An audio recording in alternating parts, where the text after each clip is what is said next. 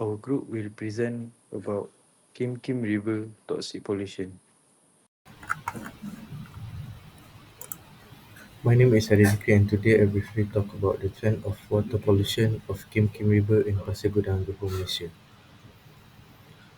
Over the past decade, the river has faced significant degradation, largely due to industrial and agricultural activity. From 2015 to 2019, water quality worsened with increased turbidity and heavy metal contamination. The most critical incident happened in March 2019 when 20 to 40 tons of chemical waste were illegally dumped into the river. This released gases like methane, benzene, and hydrogen chloride, which caused widest harm.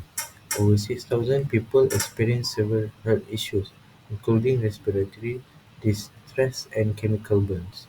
While clean-up efforts have improved water quality since then, pollutants like heavy metal, hydrocarbon, and ammonia remain a concern, threatening both ecosystem and local community. This tragedy highlights the urgent need for stricter environmental regulation and better enforcement to prevent such disasters in the future.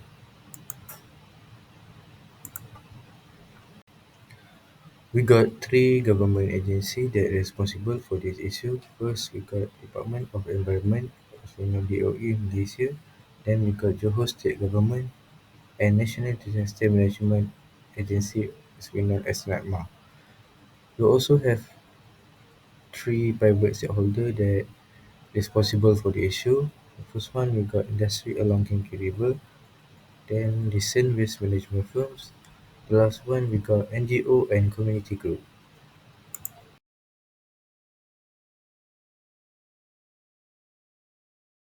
Hi, my name is Hafiq.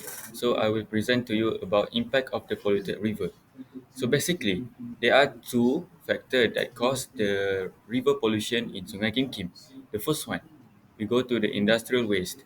Factories near Sungai Kim Kim are often discharged untreated or partially treated influents containing toxic chemical such as mercury, lead, hydrocarbons, and other hazardous substances. The discharges from the oil refineries, workshops, and machineries that related to industries that contain oil and greases form a surface layer on the water and disrupting oxygen exchange. Let's take a look to impacts by industrial waste. The first one, impacts from environment. Toxic chemical making it unsafe for aquatic life and nearby ecosystem. The release of hazardous substance disrupted biodiversity, killing fish and other aquatic organisms. Second, impacts from economic. The government and local authorities spend millions of remediation efforts, including cleaning up the river and surrounding area.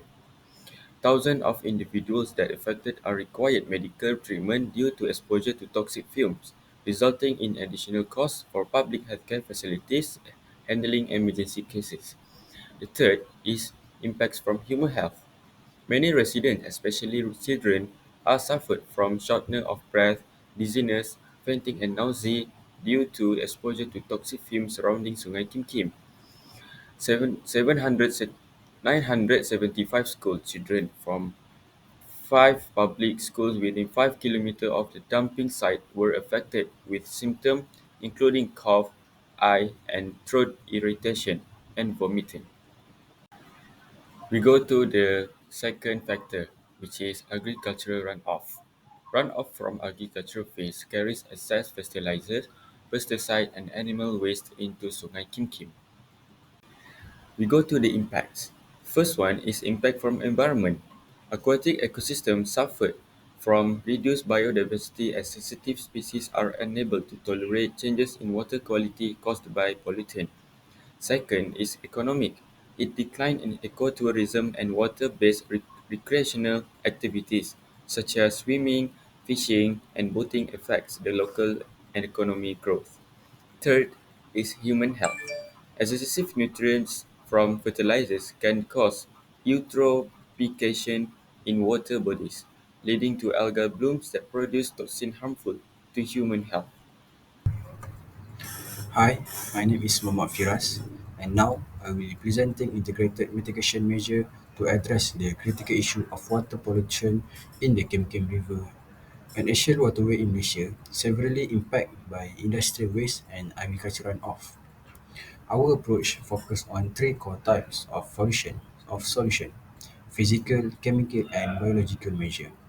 These strategies aim to tackle pollution at its root while ensuring a sustainable and practical solution for the future. First, we recommend several physical interventions, which is floating trash booms. These barriers are designed to capture floating debris such as plastic and other solid waste before they travel downstream. Buffer zone with native vegetation. This acts as a natural filter for agricultural and urban runoff, reducing sediment and pollutant entry into the river. Next, we move on to the chemical strategies. First, neutralizing agents. Substances like lime can stabilize pH level, mitigating acidity caused by industrial effluents. Next, advanced filtration system. These systems are capable of extracting harmful substances such as heavy metal or and hydrocarbon directly from the water, improving its overall quality. Our third approach involves biological solution. First, bioremediation. This process utilizes specific bacteria to break down and neutralize toxic chemical present in the river. Next, constructed wetland. This mimic natural ecosystem to filter pollutant and support biodiversity restoration. In the short term, we propose chemical hotspot removal. Deploy portable filtration units to address to most polluted area immediately. And second, stricter enforcement. Conduct a regular inspection of industrial facility to ensure compliance with environmental laws. For sustainable improvement, our long-term recommendation include polluter pay principle. This policy holds industries accountable for environmental damage they cause, incentivizing cleaner practice. Next, real-time monitoring system. IoT system will enable continuous tracking water quality, providing real-time data for quick action. And lastly, community awareness program. Engaging local communities through workshop and training can promote better waste management practice and foster collective responsibility. I think that's all from me. Thank you. So for task 4, we will educate the public about the environmental and health impact of water pollution by creating a infographic poster to be posted on social media with the hashtag Save Kim Kim River to make sure the public aware about this. So in the poster, it will consist of how the pollution happened, the consequences, what people can do to avoid it, and the benefit of clean river. So first thing, uh, how the pollution happen. It is because of the industrial waste from factories run flow in the river. Secondly, agriculture runoff with excessive fertilizers and pesticides. And lastly, domestic waste including untreated sewage.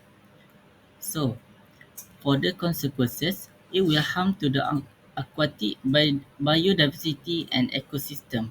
Secondly, it will risking our health by risk our such respiratory illness, cancer, and neurological issues. And lastly, economic losses in fishing, agriculture, and property values. So, what can we do to avoid this? We can promote sustainable practice for industries, farmers, and communities. For industries, they can adopt better waste management system to avoid the industrial waste run or flow in the river. Secondly, for farmers, they can use eco-friendly fertilizers and pesticides. Lastly, for communities, we can reduce waste and recycle, mobilize local groups for clean-up and ongoing monitoring, and highlight the polluter pays principle to ensure accountability. Lastly, the environmental benefits. Preservation of biodiversity such as healthy rivers support aquatic ecosystem, ensuring the survival of fish, plants, and other wildlife.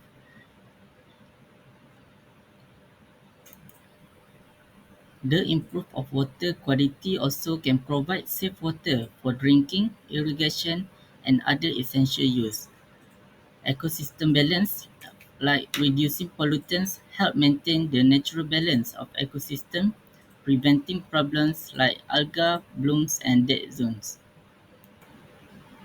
So lastly, I want to inspire to you all by showing to you the example of successfully restored river by other countries. I believe we also can get this kind of river if we work together by keep the cleanliness of the river.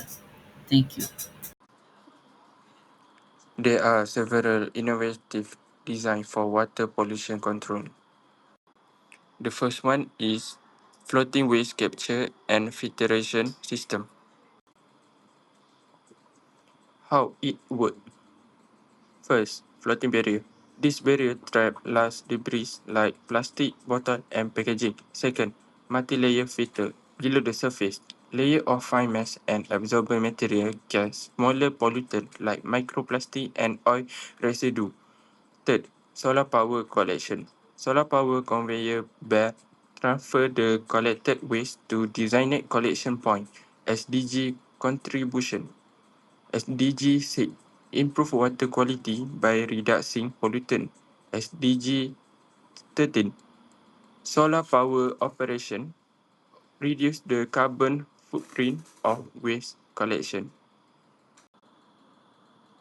Number 2.